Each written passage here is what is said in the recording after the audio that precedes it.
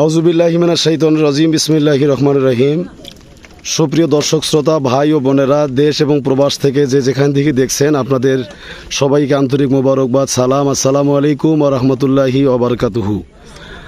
আমি আপনাদেরকে এই মুহূর্তে নিয়ে আসছি মহাপবিত্র বিশ্ব রোজ শরীফ 2025 উপলক্ষে উত্তরবঙ্গের একক নজরানা বাঁশের খেদমত। এই বাঁশের খেদমতের একটি বাঁশের ভুঁড়ে আপনারা দেখতেছেন, আমরা একটা বাঁশের ভুঁড়ে আসছি। এটি হচ্ছে কুড়িগ্রাম জেলার রাজারহাট উপজেলার বুড়িরহাট বাজারের পাশেই যে ঘাট, এই ঘাট থেকেই রাজারহাটের বাঁশের ভুঁড় বিদায় হবে। সেই বিদায় অনুষ্ঠানে আমরা আসছি। এসে আমরা এক ভাইয়ের সঙ্গে এখন কথা বলবো।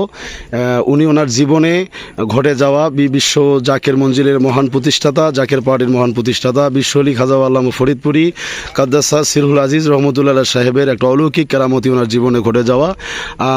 আমরা এখন তার মুখ থেকে শুনবো। সরাসরি আমরা এখন তার কাছে যাচ্ছি। ভাই আসসালামু আলাইকুম। আপনার নাম কি? আব্দুর রাজ্জাক ভাই। তো আপনার জীবনে ঘটে যাওয়া যে ঘটনাটি আপনি আমাদের সামনে একটু আগে বললেন, তো এটা আমরা কয়েকজন ভাই শুনেই আমরা তৃপ্তি পেয়েছি। আমি চাচ্ছি যে এই ঘটনাটি সারা পৃথিবীর সকল মানুষ, আশেকান জাকেরান, ধর্মপ্রাণ মুমিন মুসলমান এবং ভক্তবৃন্দু, আমি আপনার এই ঘটে যাওয়া ঘটনাটি সবার সঙ্গে শেয়ার করব। এর জন্য আমি আবারও আপনার কাছে আসলাম। একটু বলেন, আপনার জীবনে ঘটে যাওয়া ঘটনাটি একটু বলেন, আমরা শুনবো। বিসমিল্লাহির রহমানির রহিম। আসসালামু আলাইকুম ওয়া রাহমাতুল্লাহ।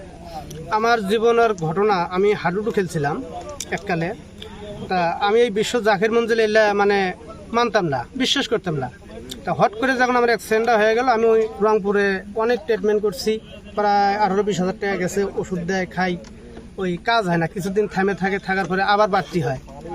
তারপরে আমার আব্বা বললো যে শোনো, এত বাড়িয়ে যায় না, তো একটাবার দরবারে যায় দেখো। পরে আমি এক ধারা পাট এই বাঁশের ভরে মানতি করছি যে দরবারে যাব ইনশাল্লাহ। যাই ওখানে আমি কবর খাইছি, খাই ওখানে নালিশ জানাইছি, জানার পরে বাড়িতে আসছি। আসার পরে আমার এই হার্টের ব্যথা ভালো হয়ে গেছে। তখন থেকে আমি দরবার যাই। আপনার হার্টে কি সমস্যা হয়েছিল? ফাটছিল, হার্টে ভালভ ফেটে গেছিল। হ্যাঁ।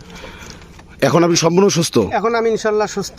তাহলে আপনি বলতেছেন যে বাঁশের ভুঁড়ে আপনি পাট খেদমত করছিলেন এবং মনে মনে নিয়ত করছিলেন, দরবারে গিয়ে নালিশ করছেন যে এটার জন্য ভালো হয়। তো এরপর থেকে আপনি সম্পূর্ণ সুস্থ? আমি সুস্থ আলহামদুলিল্লাহ। তো সুপ্রিয় দর্শক, আপনারা শুনলেন তার মুখ থেকেই। ভাই কি নাম জানি বলছিলেন?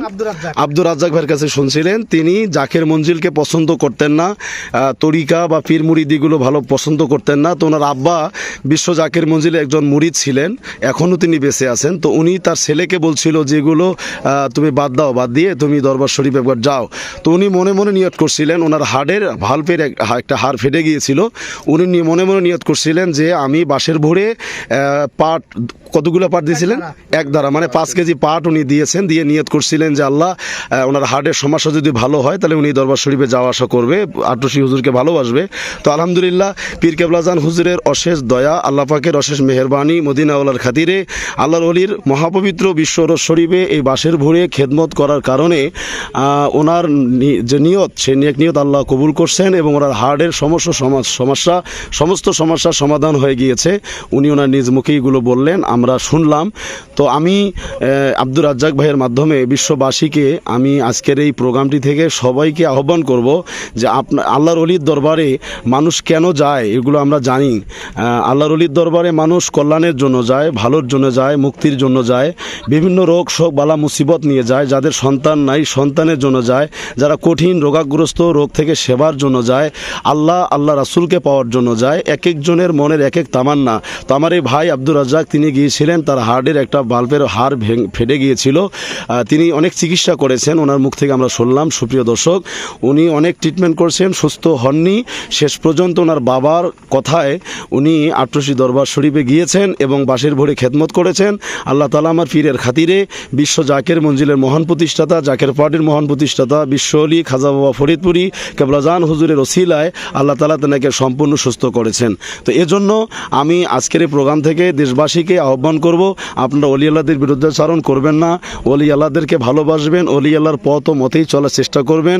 কারণ আল্লাহ তাআলা বলেছেন, নিশ্চয়ই আমি আল্লাহ রহমত অলি আল্লাহদের নিকটবর্তী, ইন্না রহমাত আল্লাহি কারিমু মিনাল মুহসিনিন। নিশ্চয়ই আল্লাহ পাকের রহমত মুহসিনিন বান্দাদের নিকটবর্তী।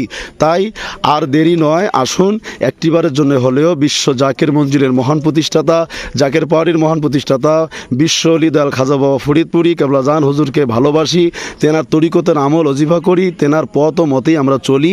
তাহলে আমরা ইহকালেও শান্তি পাবো, পরকালেও শান্তি পাবো।